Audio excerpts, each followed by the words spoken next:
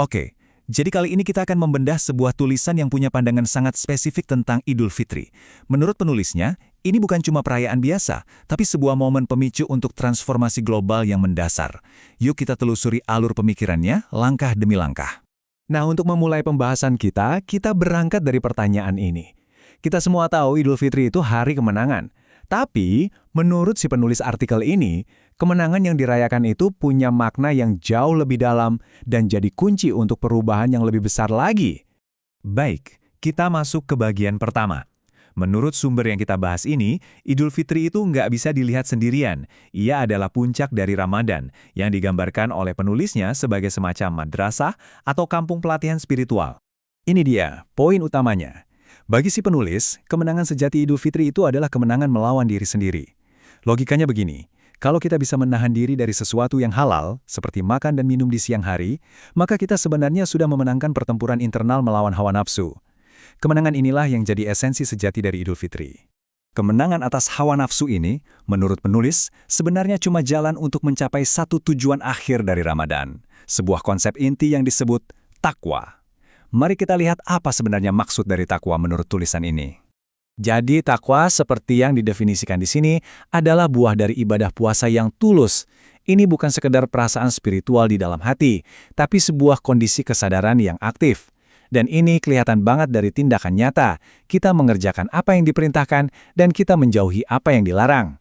Untuk mendukung argumennya, penulis mengutip ulama-ulama klasik. Dari Al-Hasan ini kita bisa lihat kalau takwa itu akarnya dari rasa takut yang membangun.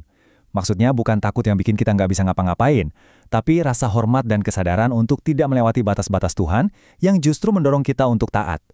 Ada lagi kutipan dari Umar bin Abdul Aziz, yang ini lebih to the point lagi ya. Takwa itu soal aksi, sangat praktis. Tinggalkan yang haram, kerjakan yang wajib. Sesederhana itu, tapi juga sedalam itu maknanya dalam kehidupan sehari-hari. Oke, sejauh ini kita bicara takwa di level pribadi kan? Nah, sekarang penulisnya akan membawa argumen ini ke level yang jauh lebih luas. Konsep takwa ini diperluas dari ranah individu ke ranah masyarakat. Disinilah lompatan besar dalam argumen penulisnya. Dia membedakan dua jenis takwa. Yang pertama, takwa individual. Ini yang biasa kita pahami ya, sholat, puasa, haji. Tapi dia memperkenalkan gagasan takwa kolektif. Ini artinya penerapan syariah di semua aspek kehidupan publik. Politik, ekonomi, hukum, sosial, semuanya. Biar lebih jelas, penulisnya bilang kalau kesalehan itu harus utuh, nggak bisa setengah-setengah. Menurut pandangannya, seseorang nggak bisa dianggap bertakwa sejati kalau dia rajin sholat, tapi di saat yang sama masih terlibat praktik riba atau menolak penerapan syariah secara total atau kafah. Jadi, kesalehan pribadi dan sistem publik harus sejalan.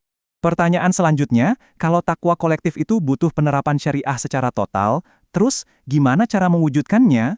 Di bagian inilah, penulisnya mengajukan sebuah solusi politik yang sangat spesifik. Dan inilah klaim politik utama dari tulisan ini. Penulis berargumen bahwa takwa kolektif hanya bisa terwujud lewat satu institusi negara yang spesifik, yaitu khilafah. Dalam konteks ini, khilafah diartikan sebagai sistem pemerintahan Islam lintas negara yang dipimpin oleh seorang khalifah. Menurut penulis, cuma sistem ini yang bisa menerapkan syariah secara menyeluruh. Argumen ini didukung sama narasi sejarah versi penulis.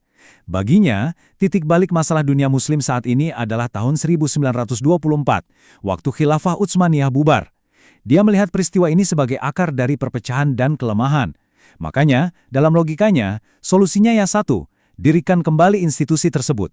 Penulis juga memakai kutipan hadis ini untuk menggambarkan fungsi khilafah yang dia maksud. Kata kuncinya di sini adalah perisai. Jadi, khilafah itu dibayangkan berfungsi sebagai pelindung umat Islam dari berbagai ancaman, baik dari luar maupun dari dalam. Setelah memaparkan visinya, penulis sekarang beralih mengkritik tatanan global yang ada sekarang. Dalam pandangannya, sistem yang berlaku saat ini pada dasarnya cacat dan gak sejalan dengan visinya. Target utama kritiknya adalah sistem yang ia sebut kapitalisme. Penulis sama sekali nggak setuju dengan anggapan bahwa ini adalah sistem final bagi peradaban manusia. Justru sebaliknya, dia meramalkan bahwa sistem ini sedang menuju keruntuhannya sendiri. Nah, di sini penulis merinci apa saja yang dianggap sebagai kegagalan kapitalisme. Kelihatannya kritiknya luas banget. Dari masalah ekonomi seperti kemiskinan dan kesenjangan, masalah sosial, sampai kegagalan politik. Poin terakhir ini yang paling dia tekankan. di mana ia menuduh sistem sekarang membuat negara-negara Muslim tak berdaya melindungi komunitas Muslim di berbagai belahan dunia. Oke, kita sampai di bagian penutup. Setelah mendiagnosis masalah dan mengkritik sistem yang ada, penulis menyatukan semua argumennya menjadi sebuah seruan untuk perubahan total tatanan dunia. Ini dia semacam peta jalan yang diusulkan penulis. Semua dimulai dari dalam, dari kesadaran spiritual bersama atau takwa kolektif. Lalu ini mendorong aksi politik untuk mendirikan khilafah. Dan tujuan akhirnya, mengganti seluruh sistem global yang ada sekarang ini. Untuk mendukung keyakinannya ini, penulis mengutip ayat Al-Quran. Baginya, ini adalah bukti teologis, sebuah janji ilahi bahwa kembalinya kekuasaan politik umat Islam di bumi itu pada akhirnya akan terwujud. Selain janji dari Al-Quran, penulis juga mengutip hadis ini yang dia tafsirkan sebagai nubuat atau kabar gembira dari Nabi Muhammad tentang kembalinya khilafah. Ini memperkuat argumennya bahwa perubahan yang dia serukan bukan cuma sebuah keinginan, tapi sebuah kepastian. Dan inilah kesimpulannya. Penulis mengikat kembali seluruh argumen politiknya yang besar ini ke momen Idul Fitri. Baginya, perayaan kemenangan atas hawa nafsu pribadi seharusnya jadi percikan api untuk memperjuangkan kemenangan kolektif dalam skala global. Pembahasan ini, terlepas dari kita setuju atau tidak dengan pandangan si penulis, pada akhirnya membawa kita ke sebuah pertanyaan yang lebih luas. Bagaimana seharusnya hubungan antara keyakinan pribadi, hukum yang mengatur masyarakat, dan tatanan dunia yang lebih besar? Sebuah pertanyaan yang menarik untuk kita pikirkan bersama.